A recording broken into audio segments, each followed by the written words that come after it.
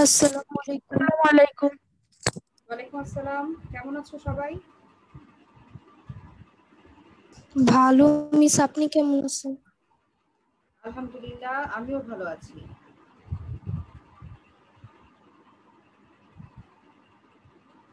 তোমাদের সবার সাথে পুজোর ছুটির পর দেখা হচ্ছে। সবার ছুটি মিস কেমন কাটলো? আসসালামু আলাইকুম। ওয়ালাইকুম আসসালাম। পড়াশোনা কি একটু হয়েছে এই ছুটির ভেতর? মিস আসসালামু আলাইকুম। মিস আসসালামু আলাইকুম। ওয়ালাইকুম আসসালাম। আসসালামু আলাইকুম ম্যাডাম।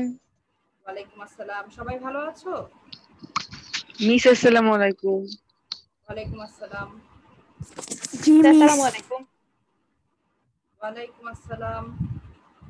আমরা 2-1 মিনিট অপেক্ষা করি, সবাই ক্লাসে জয়েন করুক, তারপরেই আমরা আমাদের ক্লাস শুরু করব। মিস আসসালামু আলাইকুম। ওয়ালাইকুম আসসালাম। মেয়েরা তোমরা মিউট করে রাখো। মিস আসসালামু আলাইকুম। ওয়ালাইকুম আসসালাম।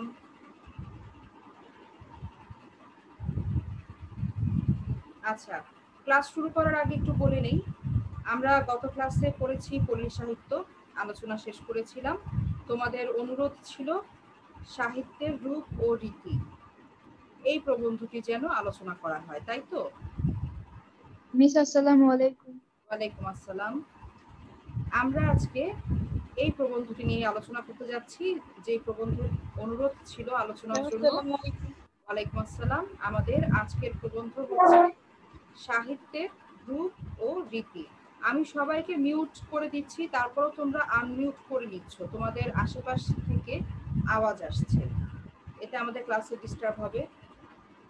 সবাই মিউট করে রাখো, আর যখন প্রশ্ন করতে হবে তখন তোমরা আনমিউট করে নেবে, এমনিতে সবাই মিউট থাকবে। মেয়েরা, তোমাদের তো আমি দেখতে পাচ্ছি না, একজনও ভিডিও অন করোনি। ভিডিও অন করো তো, বহুদিন তোমাদের সাথে দেখা নেই। সবাই ভিডিও অন করো।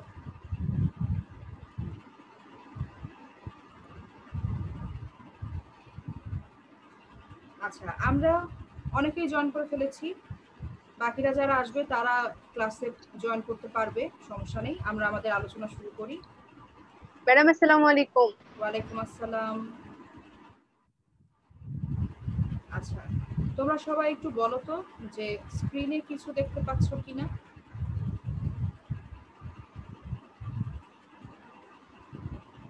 জি মিস। জি মিস। জি মিস। যারা যারা গত ক্লাসে আমাকে রিকোয়েস্ট করেছিল এই প্রবন্ধটি আলোচনার জন্য, তারা কি আজকে উপস্থিত আছো ক্লাসে? বলো তো একটু। যাদের যাদের নিয়ে একটু সমস্যা ছিল। ওয়ালাইকুম আসসালাম। তোমরা আছো আজকে ক্লাসে? যদি থাকো, আচ্ছা, একজনকে শুনতে পাচ্ছি।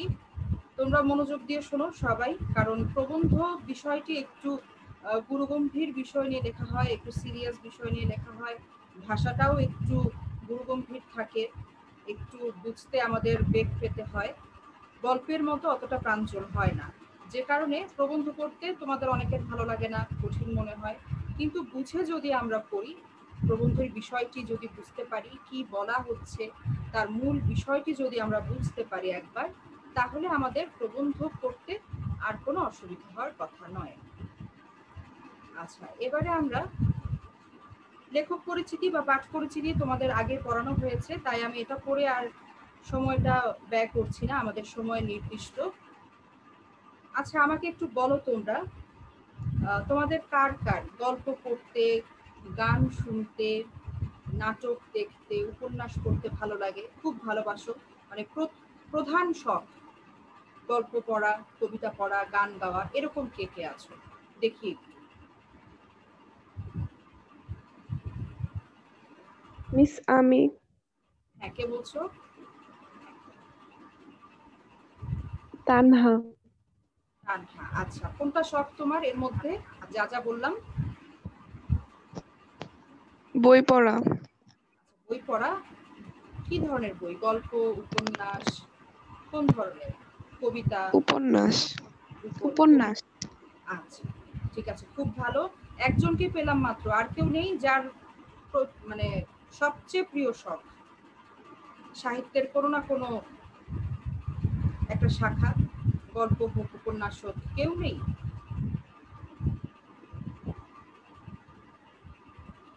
আচ্ছা, একজনকে পাওয়া গেল যার উপন্যাস পড়তে খুব ভালো লাগে।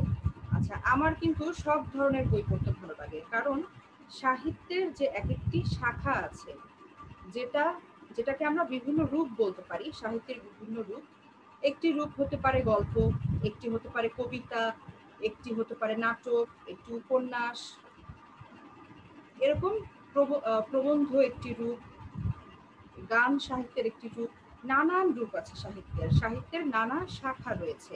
এই যে এক একটি শাখা, এই শাখারও আবার কিছু উপশাখা থাকে, যেমন কবিতা কয়েক প্রকার, নাটক কয়েক প্রকার, উপন্যাস কয়েক প্রকার, এরকম প্রকারভেদ আছে।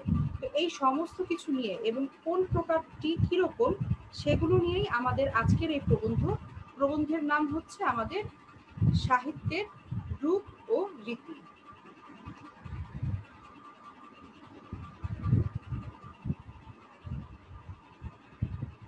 মেয়েরা, তোমরা কি দেখতে পাচ্ছ? স্ক্রিন শেয়ারটা কি অফ হয়ে গিয়েছে? জি মিস। জি মিস, বন্ধ হয়ে গেছে। বন্ধ হয়ে গেছে? আমাকে দেখতে পাচ্ছ? জি মিস। জি মিস, দেখতে পাচ্ছি। এখন দেখা যাচ্ছে আমাকে? স্ক্রিনও আচ্ছা, স্ক্রিনও এসেছে, ঠিক আছে। তো আমরা যেটা বলছিলাম যে সাহিত্য একটি বিশাল পরিধির জিনিস। সাহিত্য যে বিষয়টি, এটি বিশাল পরিধি নিয়ে বিস্তৃত। পুরো বিষয়টিকেই আমরা সাহিত্য বলি, কিন্তু যখন আমরা বিশেষভাবে আলোচনা করতে যাই বা বলতে যাই, তখন আমরা নানানভাবে সেটাকে বিন্যস্ত করি, শ্রেণীবিভক্ত করি। যেমন কোনোটাকে বলি গদ্য, কোনটা পদ্য, কোনটা উপন্যাস, কবিতা, নাটক, যেটা আমি ক্লাসের শুরুতে বলছিলাম। তো এইভাবে সাহিত্যের বিভিন্ন শাখার সাথে আমরা পরিচিত। এর মধ্যে আমাদের প্রবন্ধের লেখক কি বলছেন? কবিতা আছে, মহাকাব্য আছে, নাটক, কাব্যনাট্য, ছোট গল্প, উপন্যাস, রম্য রচনা ইত্যাদি। মানে এগুলোর বাইরেও আরো শাখা রয়েছে। আর রীতি, আমাদের যে প্রবন্ধের নাম সাহিত্যের রূপ ও রীতি, রীতি দিয়ে বোঝানো হচ্ছে ওই শাখাগুলো, সাহিত্যের এই শাখাগুলো কিভাবে নির্মিত হয়েছে, কিভাবে তৈরি হয়েছে, সে বিষয়ে যে পর্যবেক্ষণ বা আলোচনা, সেটাই হচ্ছে রীতি। রীতি শব্দের অর্থ হচ্ছে নিয়ম কানুন। প্রথমেই আলোচনায় আছে কবিতা। কবিতার সাথে আমরা কে পরিচিত নই? আমরা সবাই কবিতা চিনি, আমরা সবাই কবিতা পড়েছি। শখ করে না হলেও আমরা যখন বাংলা প্রথম পত্র পড়েছি, সেই ক্লাস 1 থেকে আজকের এই ক্লাস 10 পর্যন্ত 10 বছর ধরে তোমরা কবিতা পড়ছো। অনেক বিখ্যাত কবির অনেক বিখ্যাত কবিতা তোমরা এর মধ্যে পড়েছো। তো কবিতার দুটি প্রধান রূপভেদ আছে। প্রথমে কবিতার সংজ্ঞাটা বলে নিই। কবিতা হচ্ছে পদ্য, ছন্দবদ্ধ ভাষায় যা লিখিত হয় তাকেই বলা হয় কবিতা। ছন্দ কি? ছন্দ, কবিতার পড়লে আমরা দেখি কবিতায় একটা ছন্দ আছে, একটা তাল আছে, কবিতায় ধ্বনির মিল বিন্যাস আছে। যেমন কপোতাক্ষ নদ কবিতাটার কথা এই মুহূর্তে মনে পড়ছে। তার প্রথম দুটা চরণ কিরকম ছিল? সতত হে নদ তুমি পরমোর মনে, সতত তোমার কথা ভাবি এ বিরলে। এখানে যেহেতু এটা চতুর্দশপদী কবিতা, এখানে প্রথম দুটো চরণের মধ্যে ধ্বনির মিল নেই, ধ্বনির মিল আরো পরে গিয়ে। কিন্তু আমরা যদি এই কবিতাটার কথা বলি, রবীন্দ্রনাথ ঠাকুরের, আমাদের ছোট নদী চলে আঁকে বাঁকে, বৈশাখ মাসে তার হাঁটু জল থাকে। এই যে বাঁকে এবং থাকে, ধ্বনির একটা মিল আছে। এইভাবে ধ্বনি মিল বিন্যাস দিয়ে ছন্দবদ্ধভাবে যেটা লিখিত হয় তাকে বলা হয় কবিতা। কবিতার দুটো রূপভেদ আছে। দুটো রূপের মধ্যে একটি হচ্ছে মহাকাব্য, আরেকটি হচ্ছে গীতি কবিতা। মেয়েরা, তোমরা কি সবাই আমাকে শুনতে পাচ্ছ? জি ম্যাডাম। জি ম্যাডাম। জি মিস। ঠিক আছে। বলছিলাম কবিতার দুটো রূপভেদ আছে বা কবিতার দুটো শাখা আছে। কি কি? একটি হচ্ছে মহাকাব্য, আরেকটি হচ্ছে গীতি কবিতা। কাব্য মানেই হচ্ছে কবিতা। মহাকাব্য নামটি থেকে আমরা বুঝতে পারছি মহা মানে হচ্ছে বৃহৎ, তো বড় অর্থে ব্যবহৃত হয় মহা। তো কেউ অ্যাডমিট হতে চাচ্ছে, আমি একটু অ্যাডমিট করে দিই। আচ্ছা, তো বৃহৎ আকারের যে কাব্য সেটাই হচ্ছে মহাকাব্য। নাম থেকে আমরা এটুকু বুঝলাম। এখন মহাকাব্য নিয়ে আমরা একটু বিস্তারিত করি। বাংলা ভাষায় মহাকাব্যের চূড়ান্ত সফল রূপ প্রকাশ করেছেন কবি মাইকেল মধুসূদন দত্ত তার মেঘনাদ বধ কাব্যে। বাংলা ভাষায় এটা খুব গুরুত্বপূর্ণ। আমি যখন পড়াবো তখন তোমরা সবাই সামনে বই রাখবে, পেন্সিল রাখবে, গুরুত্বপূর্ণ তথ্য যেগুলো আমি বলবো সেগুলো ঝটপট দাগিয়ে নেবে। এগুলো থেকে কিন্তু বিভিন্ন ধরনের প্রশ্ন আসতে পারে, জ্ঞানমূলক, অনুধাবনমূলক কিংবা বহু নির্বাচনী প্রশ্ন, এগুলো সরাসরিভাবে আসতে পারে। আর পুরো সৃজনশীলটাই তো তোমাদের এখান থেকে যদি বুঝতে না পারো তাহলে অ্যান্সার করতে পারবে না। সুতরাং আমাদের বুঝে বুঝে পড়াটা আমাদের জন্য খুব গুরুত্বপূর্ণ। তো এই যে গুরুত্বপূর্ণ একটা তথ্য পাচ্ছি সেটা হচ্ছে বাংলা ভাষায় মহাকাব্যের চূড়ান্ত এবং সফল রূপ প্রকাশ করেছেন কে? কবি মাইকেল মধুসূদন দত্ত। কোথায়? তার মেঘনাদ বধ কাব্যে। মহাকাব্যটির নাম হচ্ছে মেঘনাদ বধ কাব্য। মহাকাব্য রচিত হয় যুদ্ধ বিগ্রহের কোনো কাহিনী অবলম্বন করে।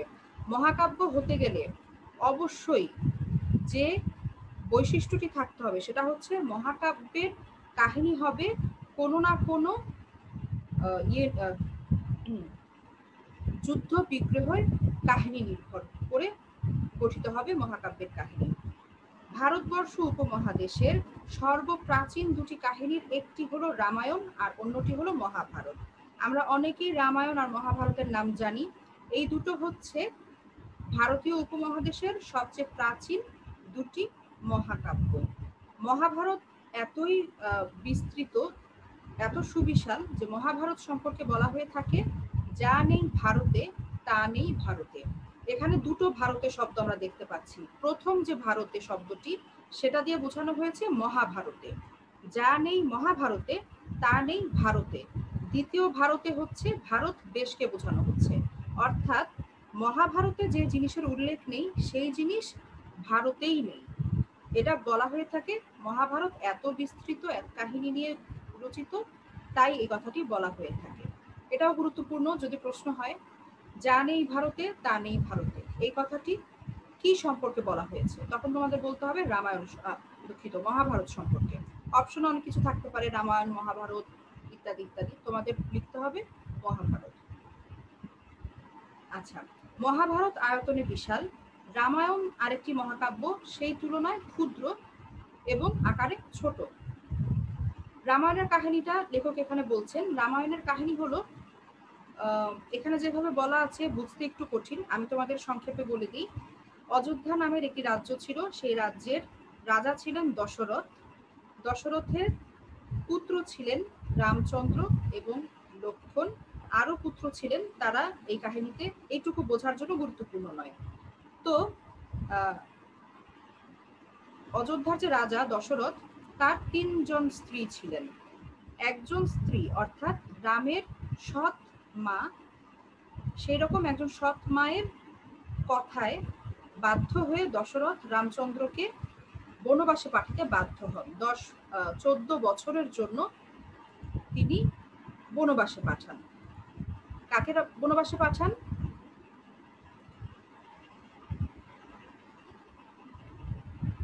রামকে এবং সীতাকে। আমি কিন্তু সীতার কথা এখনো বলিনি। যাই হোক, যে বলেছো সে নিশ্চয়ই কাহিনীটা জানো, তাই বলতে পেরেছো। আচ্ছা, উত্তরটা সঠিক। রামকে তিনি বনবাসে যেতে বলেন।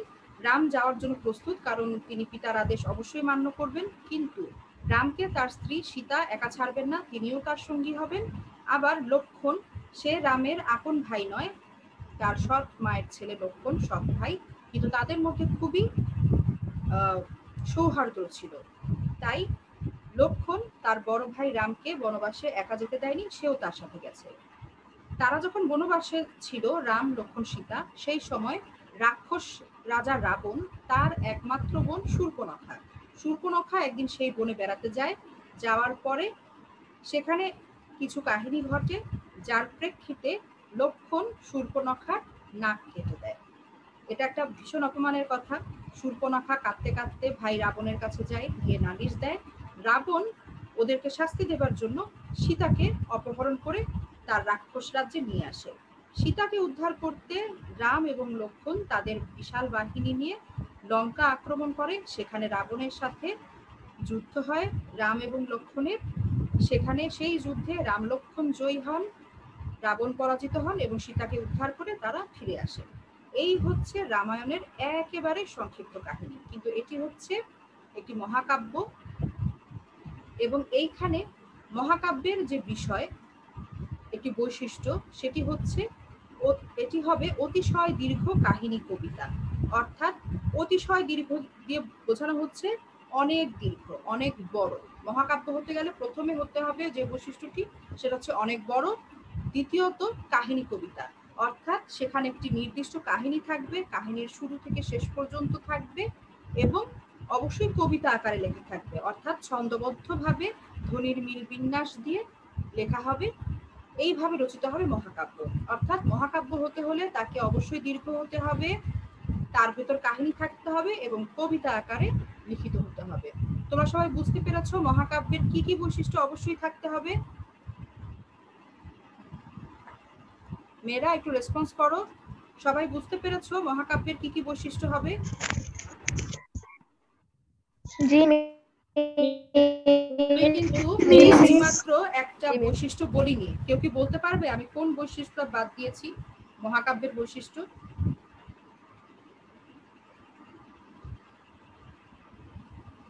এটা পদ্যে লিখতে হয়।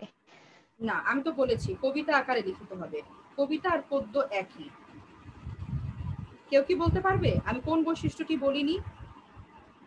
আচ্ছা, আমি বলে দিচ্ছি। মহাকাব্য রচিত হতে হবে অবশ্য যুদ্ধ বিগ্রহের কোনো কাহিনী অবলম্বন করে। ঠিক আছে, এটি হচ্ছে একটি অন্যতম প্রধান বৈশিষ্ট্য। যুদ্ধ বিগ্রহের কাহিনী থাকতে হবে। মহাভারতেও যুদ্ধ বিগ্রহের কাহিনী আছে, সেখানে কুরুক্ষেত্রের কাহিনী আছে। রামায়ণও আমরা দেখলাম রাম লক্ষ্মণের সাথে রাবণের যুদ্ধের কাহিনী আছে। সুতরাং মহাকাব্য হতে গেলে অবশ্যই একটা যুদ্ধের কাহিনী থাকতে হবে। আচ্ছা, ঠিক আছে, এরপরে আমরা দেখতে চলে যাব পরবর্তী অংশে। এখানে বলা হচ্ছে গীতি কবিতা নিয়ে। গীতি কবিতা সম্পর্কে ঔপন্যাসিক বঙ্কিমচন্দ্র কি বলছেন? তিনি বলেছেন, বক্তার ভাবোচ্ছ্বাসের পরিস্ফুটন মাত্র যাহার উদ্দেশ্য, সেই কাব্যই গীতিকাব্য। অর্থাৎ সহজ ভাষায় আমি যদি বলি, তাহলে গীতিকাব্য যিনি রচনা করেন তার হৃদয়ের যে উচ্ছ্বাস বা আবেগ, সেটাই যদি লেখার একমাত্র উদ্দেশ্য হয়ে থাকে, তাহলে সেই কাব্যটিকেই আমরা বলবো গীতিকাব্য। আচ্ছা, গীতি কবিতার কি বৈশিষ্ট্য? সাধারণত দীর্ঘকায় হয় না। আমরা দেখলাম মহাকাব্য অবশ্যই দীর্ঘ হতে হবে, অতিশয় দীর্ঘ হতে হবে, কিন্তু গীতি কবিতা সাধারণত দীর্ঘ হয় না। ক্ষেত্র বিশেষে যদি দীর্ঘও হয় তাতে অসুবিধে নেই, যদি কবির মনের পূর্ণ অভিব্যক্তি সেখানে প্রকাশিত হয়ে থাকে। এইবার একটা গুরুত্বপূর্ণ লাইন, বাংলা সাহিত্যে গীতি কবিতার আদি নিদর্শন বৈষ্ণব কবিতা বলি। সবাই আমার সাথে বলো তো, বাংলা সাহিত্যে গীতি কবিতার আদি নিদর্শন কোনটি? বৈষ্ণব কবিতা বলি। বৈষ্ণব পদাবলী। খুবই গুরুত্বপূর্ণ তথ্য, একদম এখানে মাথার মধ্যে স্টোর করে রাখো, এগুলো ভুললে চলবে না। আচ্ছা, এবারে আমরা দেখছি গীতি কবিতার শ্রেণী বিভাগ কি। গীতি কবিতাকে যদি শ্রেণী বিভাগ করি তাহলে এরকম শ্রেণী বের হয়: ভক্তিমূলক, তারপরে আছে স্বদেশপ্রীতিমূলক, তারপরে আছে প্রেমমূলক, প্রকৃতি বিষয়ক, চিন্তামূলক বা দর্শনাশ্রয়ী কবিতা। ভক্তিমূলক গীতি কবিতা কে কে লিখেছেন? রবীন্দ্রনাথ, অতুল প্রসাদ, রামপ্রসাদ, রজনীকান্ত। স্বদেশপ্রীতিমূলক গান কে কে লিখেছেন? যেমন বঙ্কিমচন্দ্রের বন্দে মাতরম। রবীন্দ্রনাথের অসংখ্য গান এবং কবিতা আছে স্বদেশপ্রীতিমূলক। আমাকে চট করে বলো তো রবীন্দ্রনাথের একটি স্বদেশপ্রীতিমূলক গীতি কবিতার নাম। প্রথম একটা বাক্য, গানের প্রথম লাইনটাকে বলতে পারবে? যে কোনো গানের প্রথম লাইন স্বদেশপ্রীতিমূলক, কেউ কি বলতে পারবে?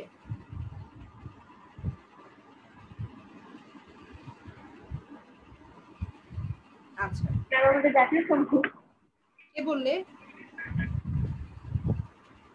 উত্তরটা কে দিলে বাবা? আমি। সবাই আমি। নাম বলো। তাসফিয়া। আচ্ছা, ভেরি গুড, ভেরি গুড। এই জন্য যে এটা খুব সহজ একটা প্রশ্ন, কিন্তু মানে উত্তরটা খুব সহজ, চট করে মাথায় আসে না। আমার সোনার বাংলা আমি তোমায় ভালোবাসি, এটাই একটা স্বদেশপ্রীতিমূলক গীতি কবিতা, তাই না? স্বদেশের প্রতি এখানে প্রেম যা মানে প্রকাশিত হয়েছে। তো স্বদেশ প্রীতিমূলক কবিতা বলতে এই ধরনের গীতি কবিতাকে বোঝায়। প্রকৃতি বিষয়ক কবিতা আছে যেখানে প্রকৃতি মূল উপজীব্য বিষয়, প্রকৃতির রূপ বর্ণনা করা হয়। তারপরে প্রেমমূলক যেগুলো রোমান্টিক গান, সেগুলো রোমান্টিক গীতি কবিতা যেগুলো, যেখানে প্রেমটাই মুখ্য বিষয়, সেখানে অন্য কোনো কিছু মুখ্য নয়, প্রধান বিষয় হচ্ছে প্রেম। তো এইভাবে গীতি কবিতাকে শ্রেণীবিভক্ত করা হয়েছে। তো এখন যদি আমাদের প্রশ্ন আসে গীতি কবিতাকে কি কি শ্রেণীতে ভাগ করা হয়েছে, নামগুলো লিখো। নামগুলো লিখতে পারবে সবাই? সবাই কি লিখতে পারবে? এই যে ভক্তিমূলক, স্বদেশ প্রীতিমূলক, এই নামগুলো লিখতে পারবে? জি মিস। আচ্ছা, ভেরি গুড। তোমাদের কাছে এই প্রবন্ধটা একটু কঠিন কঠিন মনে হচ্ছিল, তো আমি যে আলোচনা করছি এখন কি একটু সহজ সহজ লাগছে? জি মিস। জি ম্যাডাম। খুব ভালো, ইনশাল্লাহ আমাদের আরো সহজ লাগবে। আমরা এর পরের আলোচনায় চলে যাচ্ছি। দেখো, এর পরে আছে বাংলা কবিতায় দুটি বিশেষ ধারার জনক। একজন কাজী নজরুল ইসলাম, তিনি আমাদের জাতীয় কবি, এবং আরেকজন হচ্ছেন জসিমউদ্দিন। প্রথমজন আমাদের সাহিত্যে বিদ্রোহী কবি হিসেবে পরিচিত, আর দ্বিতীয়জন পল্লী কবি হিসেবে পরিচিত। নজরুলের কবিতার বৈশিষ্ট্যটা লেখক বলছেন যে উদ্দীপ্ত কণ্ঠস্বর ও দৃপ্ত ভাবের দেখা মেলে তা পূর্বে বাংলা কাব্যে ছিল না। অর্থাৎ নজরুল ইসলাম বাংলা সাহিত্যে কবিতায় একটা উদ্দীপ্ত কণ্ঠস্বর ও দৃপ্ত ভাবের সূচনা ঘটিয়েছেন। তার যে বিখ্যাত কবিতা বিদ্রোহী, বলবীর চির উন্নত মমশির, এখানে এই পুরো কবিতাটিতে যেরকম একটা তেজোদ্দীপ্ত কণ্ঠস্বর পাওয়া যায়, একটা দৃঢ় মনোবল, একটা দৃঢ় মনোভাবের পরিচয় পাওয়া যায়, এই রকম কবিতা বাংলা সাহিত্যে নজরুলের আগে তেমন কেউ লেখেননি। আবার জসিমউদ্দিন পল্লীর মানে আনাচে কানাচে ছড়িয়ে ছিটিয়ে থাকা বিভিন্ন অনুষঙ্গ নিয়ে যেভাবে কবিতা লিখেছেন, ও জসিমউদ্দিনের বেশিরভাগ কবিতায় পল্লীর গ্রাম বাংলার একটা চিরায়ত রূপ ফুটে উঠেছে। এইভাবে গ্রাম বাংলাকে কবিতার মাধ্যমে এমন সুন্দরভাবে কেউ উপস্থাপন করেননি। তো সেটাই লেখক বলছেন যে দুটো বিশেষ ধারার জনক, একজন কাজী নজরুল ইসলাম আর একজন জসিমউদ্দিন। জসিমউদ্দিনের দুটো গুরুত্বপূর্ণ আমরা দেখছি, কবিতার কাব্যগ্রন্থের নাম দেখছি, সেটা হচ্ছে নকশিকাঁধার মাঠ আর একটা হচ্ছে সজন বাদিয়ার ঘাট। খুব গুরুত্বপূর্ণ, শিখবে, এই দুটো নাম মনে রাখবে। এরপরে আমাদের সাহিত্যের যে শাখাটি আলোচনা করা হয়েছে সেটি হচ্ছে নাটক। নাটক আমরা সবাই জানি, নাটক দেখিনি এমন মানুষ এখানে নাই, এই ক্লাসে উপস্থিত নাই। আমরা টিভিতে, ইউটিউবে, বর্তমানে ইউটিউব আছে, আমরা সমস্তখানে নাটক দেখি। কেউ কি আছো ক্লাসে যারা মঞ্চ নাটক দেখেছো? কোনো থিয়েটারে গিয়ে বা কোনো অডিটোরিয়ামে গিয়ে মঞ্চ নাটক দেখেছো? কেউ কি আছো?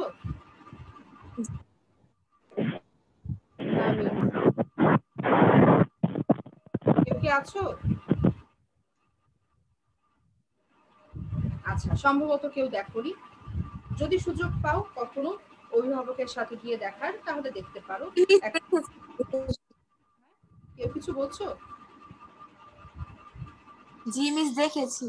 দেখেছো? কে বলছো? তোমার নাম কি বাবা? মিস ঐতিহ্য। আচ্ছা, তো এই যে মঞ্চ নাটকের সাথে টিভি নাটকের একটা পার্থক্য আছে। তো নাটক বিভিন্ন রকম, এখন আমরা নাটক নিয়ে আলোচনায় চলে যাই। বিশ্ব সাহিত্যে নাটক সর্বাপেক্ষা প্রাচীন। খুব গুরুত্বপূর্ণ তথ্য, বিশ্ব সাহিত্যে সবচেয়ে প্রাচীন কোনটি? নাটক। বাংলা সাহিত্যের কথা বলা হচ্ছে না, বলা হচ্ছে বিশ্ব সাহিত্যের কথা। বিশ্ব সাহিত্যে সবচেয়ে প্রাচীন হচ্ছে নাটক। নাটক যে সময় লেখা শুরু হয়েছিল সে সময় ছাপাখানা ছিল না, অর্থাৎ কোনো প্রেস ছিল না, মুদ্রণের ব্যবস্থা ছিল না। ঘরে ঘরে নাটক পাঠ করা হতো, নাটক অভিনীত করা হতো, নাটক অভিনীত হতো। নাটকের লক্ষ্য পাঠক নয়, নাটকের লক্ষ্য হচ্ছে দর্শক সমাজ। দর্শক অর্থ যিনি দেখেন। নাটক যেহেতু অভিনয় করা হয়, নাটক দর্শকরা দেখেন, এই কারণে নাটকের লক্ষ্য হচ্ছে দর্শক সমাজ। সাহিত্যের সকল শাখার ভেতরে নাটকই একমাত্র যা সরাসরি সমাজকে ও পাঠক গোষ্ঠীকে প্রভাবিত করতে চায় এবং সক্ষমও হয়। তো এটাও খুব গুরুত্বপূর্ণ একটি কথা। যদি জিজ্ঞেস করি তোমাদের যে সমাজকে সরাসরি ভাবে প্রভাবিত করতে পারে কে, সাহিত্যের কোন শাখাটি পারে, উত্তর হবে নাটক। সংস্কৃত আলংকারিক বৃন্দ নাট্য সাহিত্যকে কাব্য সাহিত্যের মধ্যে গণ্য করেছেন, এটিও গুরুত্বপূর্ণ। নাট্য সাহিত্যকে কোথায় গণ্য করা হয়েছে, কার ভেতরে? কাব্য সাহিত্যের ভেতরে গণ্য করা হয়েছে। প্রাচীনকালে এইরকমই প্রথা ছিল বা নিয়ম ছিল। যেমন শেক্সপিয়ার তার সকল নাটক কবিতায় রচনা করেছেন, মানে হচ্ছে নাটকের যে সংলাপগুলো রয়েছে সেই সংলাপগুলো কবিতার মতো ছন্দবদ্ধ এবং ধ্বনির মিল বিন্যাস সহ। কবিতা যেরকম হয়, কবিতার চরণগুলো সংলাপগুলো সেরকম কবিতার মতো, এটাই বলা, সেজন্যই বলা হয়েছে শেক্সপিয়ারও তার নাটক, সকল নাটক কবিতায় রচনা করেছেন, তার সংলাপগুলো কবিতার মতো। সংস্কৃত আলংকারিকদের মতে কাব্য দুই ধরনের, একটি হচ্ছে দৃশ্যকাব্য আর একটি শ্রব্য কাব্য। নাটক প্রধানত দৃশ্যকাব্য, খুব ইম্পর্টেন্ট, দাগাও। নাটক কি ধরনের কাব্য? নাটক হচ্ছে দৃশ্যকাব্য, অর্থাৎ যে কাব্য দেখা যায়। নাটক যখন অভিনীত হয় তখন আমরা সেটা দেখতে পাই। বই আমরা পাঠ করি, কবিতা পাঠ করি, গল্প পাঠ করি, উপন্যাস পাঠ করি, একমাত্র আমরা দেখি সাহিত্যের যে শাখাটি সেটি হচ্ছে নাটক।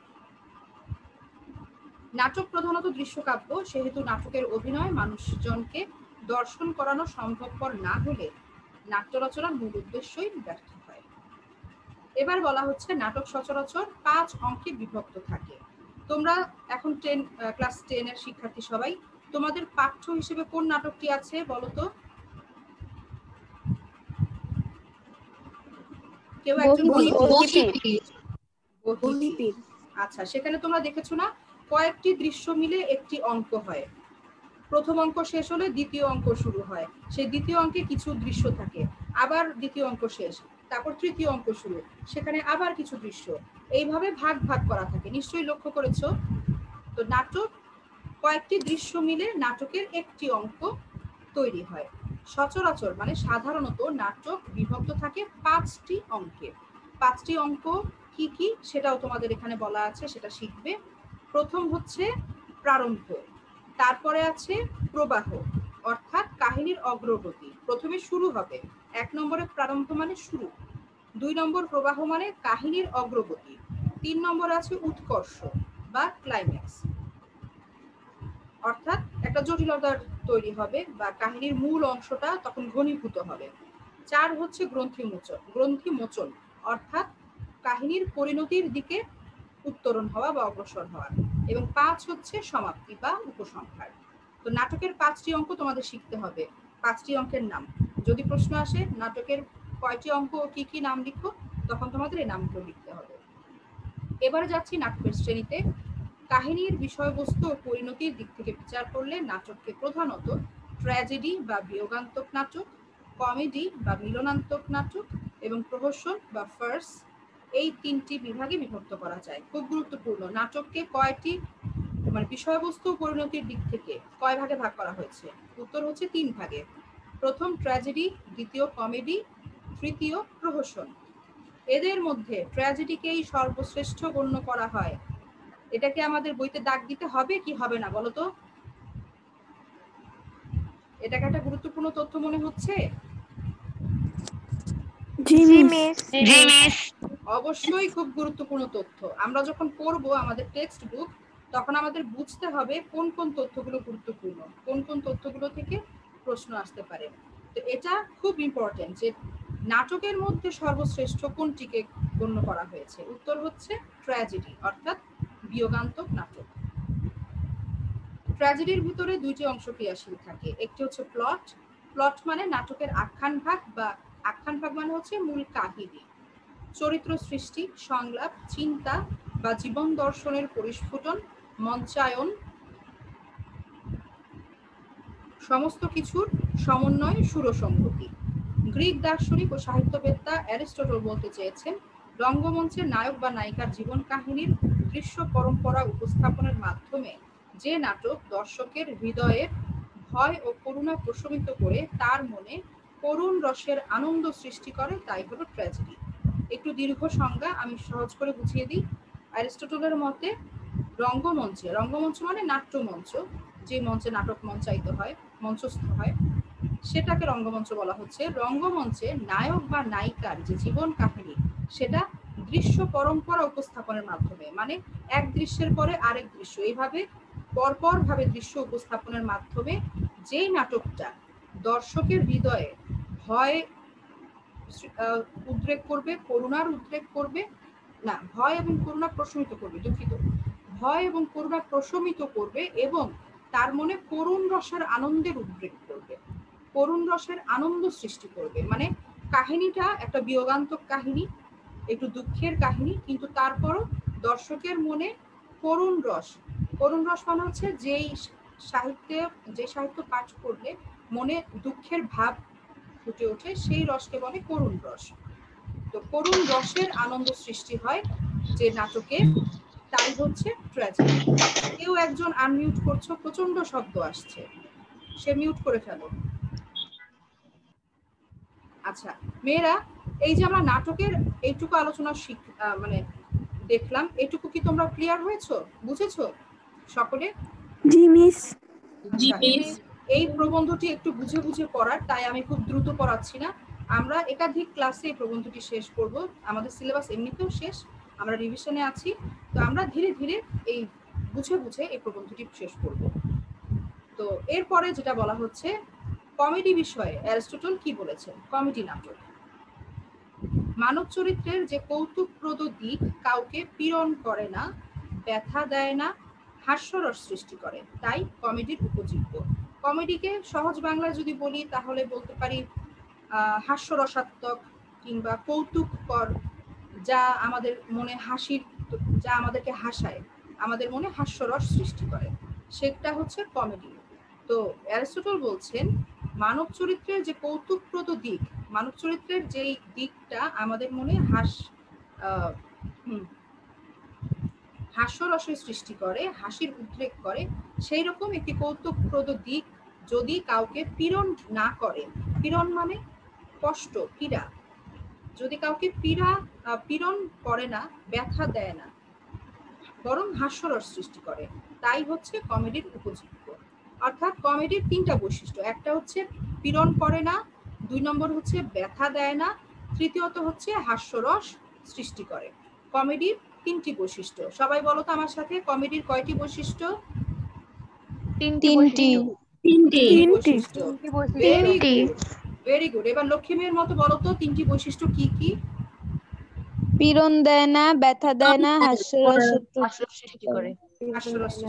Very good. এই তো সবার ক্লাসের মধ্যেই পড়া শেষ হয়ে যাচ্ছে, সবাই পড়া শিখে ফেলছে, খুব ভালো লাগছে। আচ্ছা এবারে আমরা এগিয়ে যাই।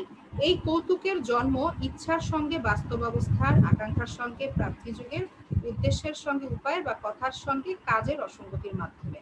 অর্থাৎ এই যে হাস্যরসের সৃষ্টি হচ্ছে, কিভাবে সৃষ্টি হচ্ছে?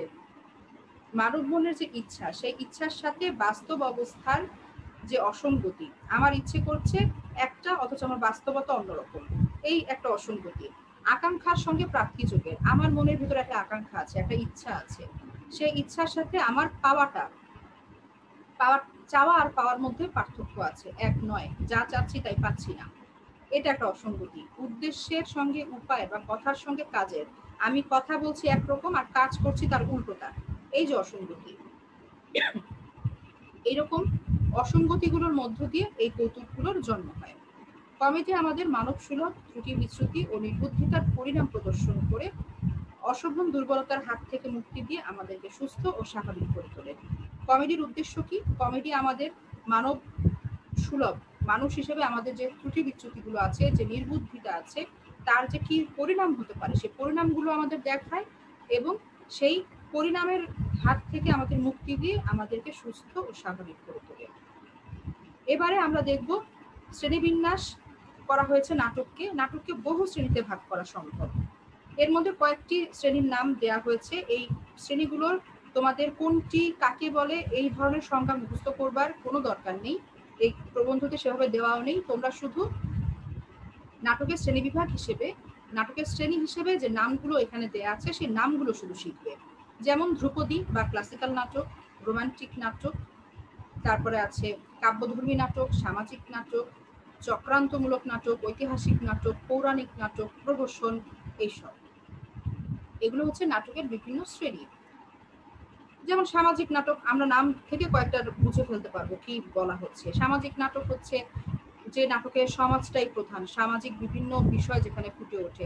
চক্রান্তমূলক নাটক, যে নাটকে অনেক ষড়যন্ত্র চক্রান্ত রয়েছে সেগুলো। ঐতিহাসিক নাটক মানে ঐতিহাসিক কোনো চরিত্র নিয়ে বা ঐতিহাসিক কোনো ঘটনা নিয়ে যদি নাটক লেখা হয় সেটা। পৌরাণিক নাটক হচ্ছে পৌরাণিক কাহিনী অবলম্বন করে যদি কোনো নাটক লেখা হয়। তারপর প্রহসন, প্রহসন হচ্ছে সমাজের অসঙ্গতি নিয়ে যদি হাস্যরসাত্মক উপায়ে কোনো নাটক লেখা হয় সেটা হচ্ছে প্রহসন। তো এই ধরনের বেশ কিছু শ্রেণীবিভাগ আছে, সেগুলো আমরা জানবো, নামগুলো শুধু জানবো। এছাড়াও হতে পারে গীতিনাট্য, নৃত্যনাট্য, চরিত্রনাট্য, উপন্যাসের নাট্যরূপ, সাংকেতিক নাটক, সমস্যা প্রধান নাটক, একাঙ্কিকা ইত্যাদি। ট্র্যাজেডি ও কমেডি, এই মোটা দাগে এই দুটি বিভাজন তো রয়েছে। অর্থাৎ নাটক প্রধানত দুই প্রকার, সেটা হচ্ছে ট্র্যাজেডি এবং কমেডি। আর এছাড়াও যে বহু শ্রেণী রয়েছে সেগুলোর মধ্যে কিছু নাম আমাদের প্রবন্ধে দেওয়া আছে, আমরা সেগুলো একটু জেনে নেব কি কি নাম আছে। তো শিক্ষার্থীরা, আমাদের আর অল্প একটু সময় বাকি আছে। আমি তোমাদের এইটুকু পড়া দিয়ে দিচ্ছি, মানে যতটুকু আমরা আজকে পড়লাম নাটকের শ্রেণীবিভাগ পর্যন্ত, ততটুকু তোমরা বাসায় আরেকটু ভালোভাবে পড়বে। যদি কোনো প্রশ্ন থাকে নেক্সট ক্লাসে আমাকে প্রশ্ন করতে পারবে। আর আগামী ক্লাসে ইনশাল্লাহ আমি এই যে আরো যে ছোট গল্প রয়েছে, তারপরে আর আছে উপন্যাস, আর আছে প্রবন্ধ, এই তিনটি বিষয় আমাদের বাকি রয়ে গেল। তিনটি বিষয় ইনশাল্লাহ নেক্সট ক্লাসে আমরা আলোচনা করব। আমাদের এই প্রবন্ধের আলোচনাটি শেষ হয়ে যাবে আগামী ক্লাসে। তো আমি এখন তোমাদের জন্য চ্যাটিং বক্সটা ওপেন করে দিচ্ছি, তোমরা সবাই অ্যাটেন্ডেন্সটা দিতে পারবে। অ্যাটেন্ডেন্সটা ঝটপট লিখে ফেলো। আচ্ছা, অ্যাটেন্ডেন্স দেওয়ার সময় একটা কথা খেয়াল রাখবে, গ্রুপের নাম অবশ্যই লিখবে। তোমরা যদি গ্রুপের নাম না লিখো তাহলে এই যে তিনটি গ্রুপের একসাথে ক্লাস হচ্ছে, অ্যাটেন্ডেন্স দেওয়া কিন্তু খুব জটিল হয়ে যায়। অনেক সময় একই নাম দুই সেকশনে থাকে, তখন সমস্যা হয়ে যায়। তাই কোন সেকশন কত রোল সেটা ঠিকমতো লিখবে। আচ্ছা মেয়েরা, অ্যাটেন্ডেন্স দিতে দিতে বলো তো আজকে যেটুকু পড়ানো হয়েছে ততটুকু তোমরা ভালোভাবে বুঝতে পেরেছো? জি মিস। আচ্ছা, বাসায় আবার করবে, আবার করে যেখানে যা সমস্যা মনে হবে বইতে দাগ দিয়ে রাখবে, যাতে নেক্সট ক্লাসে শুরুতেই আমাকে ঝটপট প্রশ্ন করে ফেলতে পারো। আমাকে দেখাচ্ছে আর 1 মিনিট সময় আছে। 1 মিনিটের মধ্যে আমরা অ্যাটেন্ডেন্সটা দিয়ে শেষ করে ফেলবো, তারপর আমরা আমাদের আজকের ক্লাস থেকে বিদায় নেব।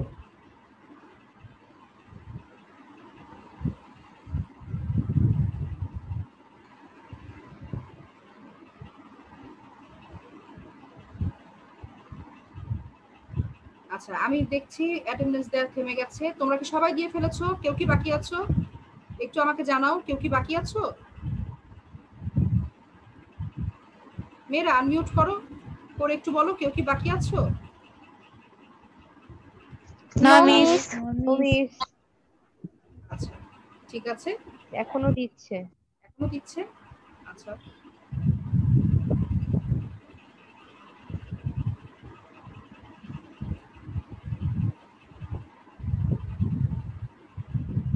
আমাদের টাইম ওভার হয়ে যাওয়ার আগেই আমি চাচ্ছি তোমাদের সবার কাছ থেকে বিদায় নিতে। তো আশা করি অ্যাটেন্ডেন্স শেষ। মেয়েরা তোমরা সকলে সাবধানে থাকবে, যাতে সুস্থ থাকো, নিরাপদে থাকো, সেই সাথে পড়াশোনাটাও করবে। তোমাদের আজকের ক্লাসটা নিয়ে আমার খুব ভালো লেগেছে, তোমরা সবাই বেশ ভালোভাবে আমার সাথে কোঅপারেট করেছো। তো আশা করি আমাদের সামনের ক্লাসগুলো আরো ভালো লাগবে ইনশাআল্লাহ।